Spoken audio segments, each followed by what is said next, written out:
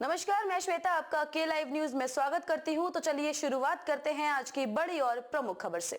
ITR file करने से पहले तैयार रखें ये डॉक्यूमेंट्स, नहीं तो आ जाएगा IT notice. Income tax return file करने का समय आ गया है। 31 जुलाई 2024 से पहले सभी करदाता को रिटर्न फाइल करना होगा। अक्सर हम आईटीआर फाइल करते समय हम उससे जुड़े दस्तावेज ढूंढ, ऐसे में समय भी जाता है और परेशानी अलग से होती है। समय बचाने और परेशान न हो, इसके लिए टैक्स पेयर्स आईटीआर फाइल करने से पहले ही सभी जरूरी दस्तावेजों को एक जगह रख लेना चाहिए। इससे रिटर्न फाइल करने का प्रोसेस बहुत आसान हो जाएगा और आईटीआर फाइल करते समय कोई परेशानी भी नहीं होगी। करदाता को एक बात का विशेष ध्यान रखना चाहिए कि वह आईटीआर में सभी जानकारी सही से भरें। अगर कोई भी गलती होती है तो आयकर विभाग द्वारा आईटीआर खारिज कर दिया जाता है। आइए आपको बताते हैं कि इनकम टैक्स रिटर्न फाइल करते समय आपको कौन कौन से डॉक्यूमेंट्स तैयार रखने चाहिए। रिटर्न फाइल करते समय फॉर्म 16 बहुत ज़रूरी होता है। वैसे तो कंपनी द्वारा फॉर्म 16 जारी किया जाता है, लेकिन अगर करदाता ने फाइनेंशियल ईयर में नौकरी बदली है तो उसे रिटर्न फाइल करने से पहले पुरानी कंपनी से फॉर्म 16 ले लेना चाहिए।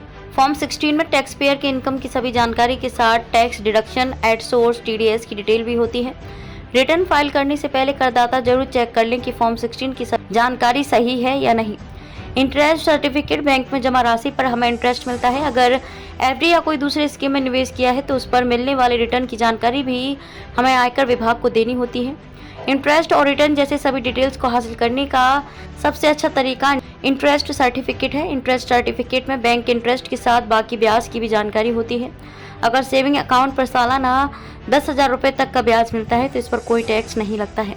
कई करदाता जॉब के साथ कई और सोर्स के भी इनकम कमाते हैं। इनकम के लिए वो कई जगह जैसे म्यूचुअल फंड या शेयर मार्केट आदि में निवेश करते हैं। इन निवेश की भी जानकारी आयकर विभाग को देनी होती है। आईटीआर फाइल करते समय करदाता को बताना होता है कि उसने कहाँ निवेश किया है और वहाँ से उसे कितना लाभ मिला है। अगर करदाता को निवेश के जरिए कैपिटल गेन मिलता है तो आईटीआर में इसकी डिटेल्स भी देनी होती है।